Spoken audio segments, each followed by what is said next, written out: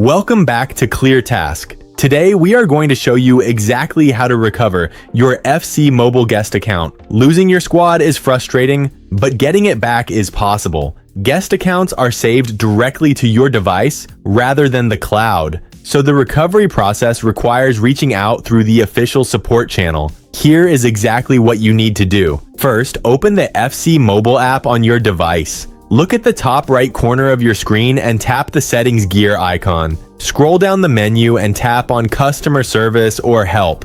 This will open your browser and redirect you to the official EA Help page. Once the page loads, scroll through the support topics and select Recover FC Mobile Guest Account. Depending on recent game updates, this option might also be labeled as I need help restoring my progress in the game.